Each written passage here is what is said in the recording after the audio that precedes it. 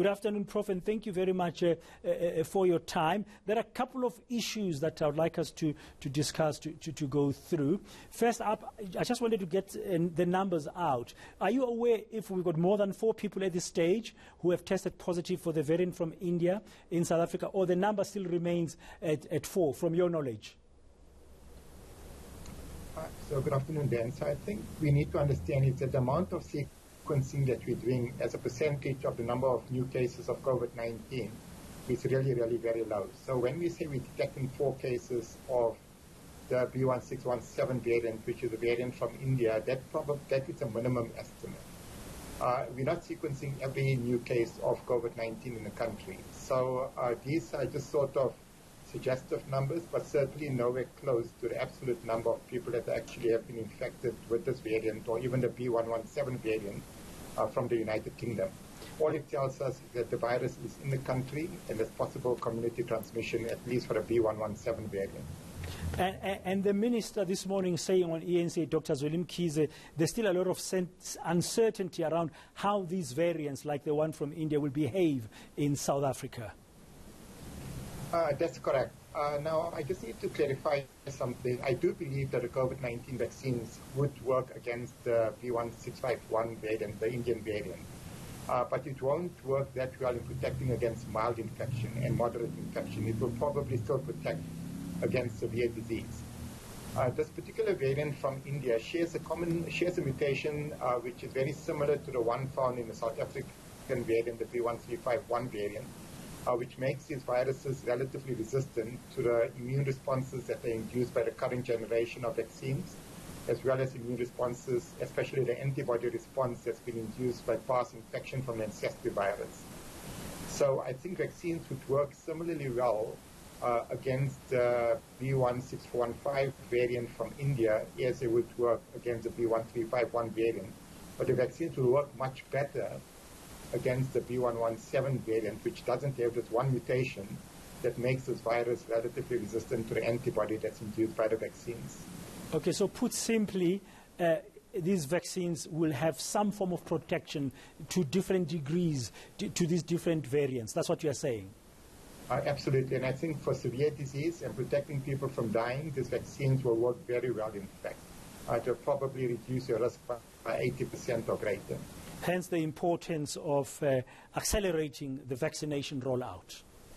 Absolutely. So you've said as well, I saw a report in another media where you said there's no need for us to panic, but we need to be vigilant. Can you just unpack that a little bit for us? What do you mean?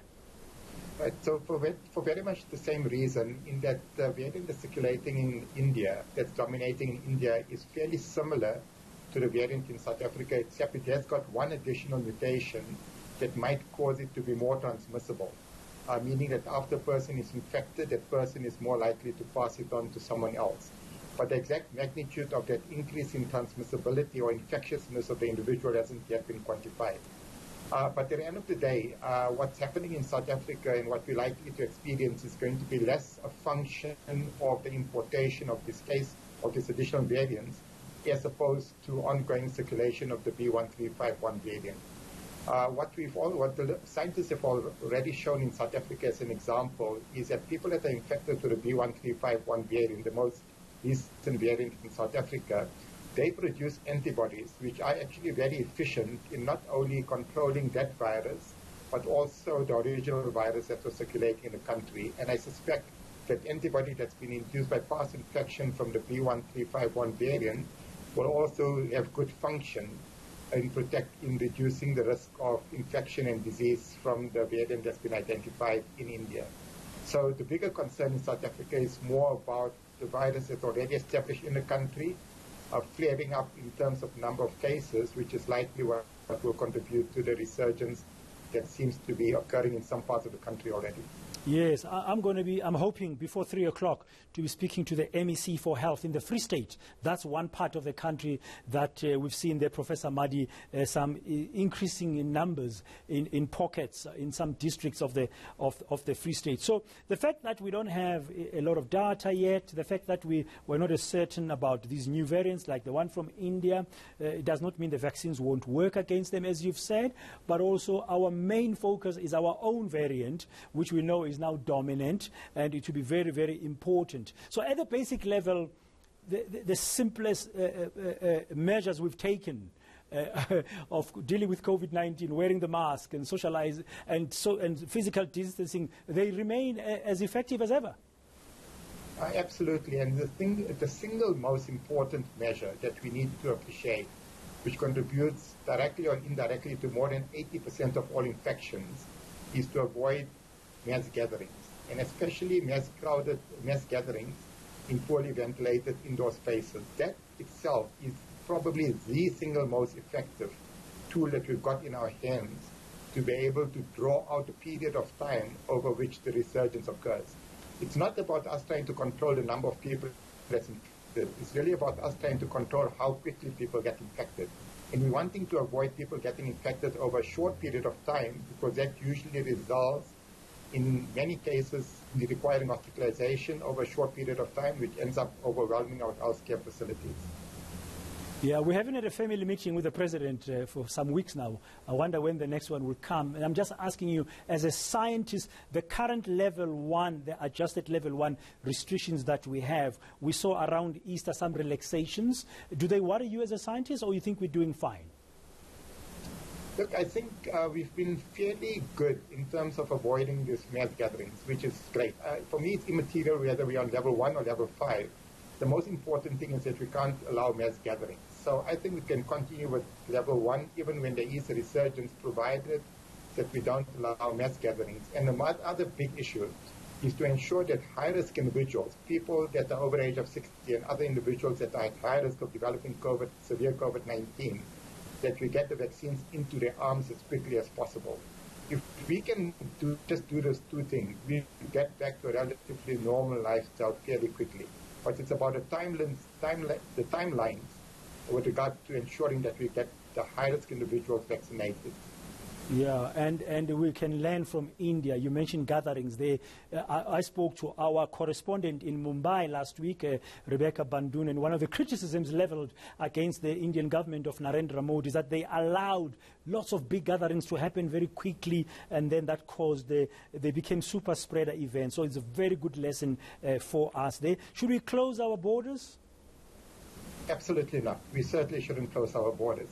It will have a nominal effect on the trajectory of the pandemic in South Africa. Like you mentioned, what will have a major impact on an increase in the number of cases is allowing for mass gatherings.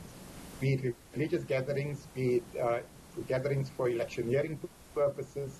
Allowing those mass gatherings is what really probably broke the camel's back in India and has pretty much resulted in a collapse of the healthcare system. And that is something we should have learned months ago.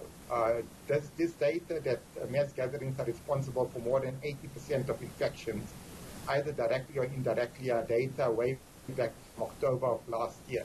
And I still find it surprising that people don't really understand the magnitude of the impact that those mass gatherings has on the magnitude of the outbreaks. Yeah, would you be advising the IECs, the likes of the CEO there, Sai Mamabul, and then we've got local government elections coming up on the 27th of October, and now that the date has been proclaimed or announced by the president, the campaigning will be beginning, and we're heading into winter.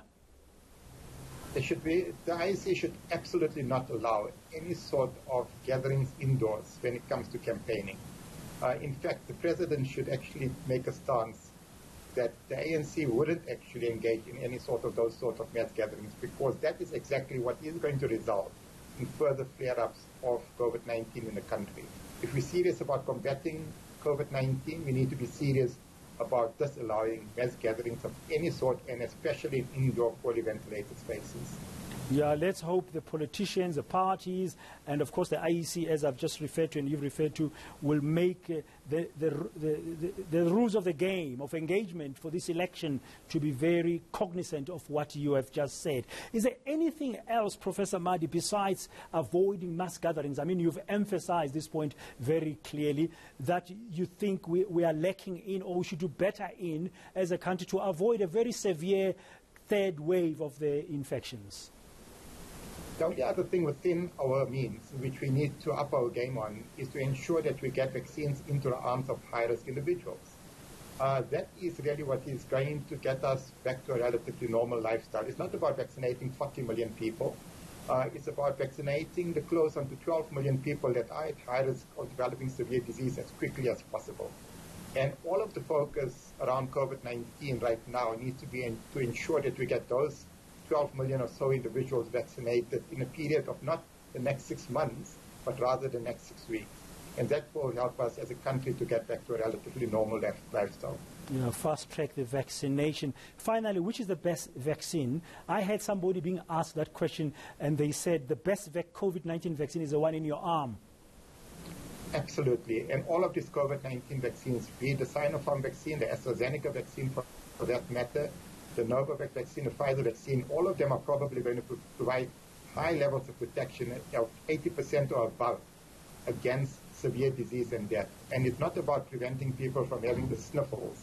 It's about protecting people from being hospitalized and dying. And all of the COVID-19 vaccines are likely to actually achieve that, especially those COVID vaccines that have been now recommended by the World Health Organization. Professor Shabir Madhi, thank you very much for your time. You're on the Midday View on ENCS. Some very useful information and insights.